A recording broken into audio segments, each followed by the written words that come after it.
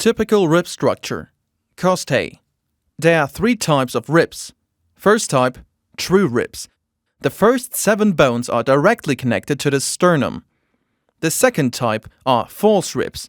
They are not connected to the sternum, but are connected by the cartilage of the overlying rib to the cartilage of the underlying rib.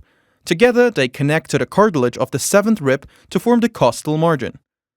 The third type are the floating ribs, ribs 11 and 12. They are simply embedded in the muscle mass.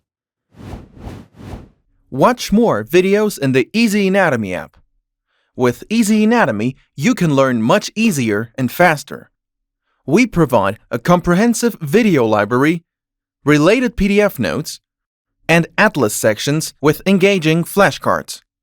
Download EasyAnatomy from the link in the description. Just as vertebrae, they have a typical and atypical structure. Almost every rib has a costal cartilage, and the following parts are distinguished on the bone part. The main mass of the rib is the rib body. A rib is a flat bone arranged vertically, except for one rib, which is arranged horizontally.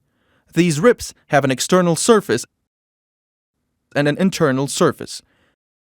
The top edge and the bottom edge are called the superior and inferior borders. On any rib, the rib head is distinguished. It articulates with the body of the thoracic vertebra. Most ribs have a ridge, crests. Ribs 1, 11, and 12 do not have this ridge, but all heads have an articular surface of the rib head, which serves to articulate with the fossa of the thoracic vertebral body. Next comes the narrowed part, the neck, on which there is a rib ridge, the crest. Next we see the rib tubercle, which has the articular facet of the rib tubercle to articulate with the rib fossa of the transverse process of the thoracic vertebra.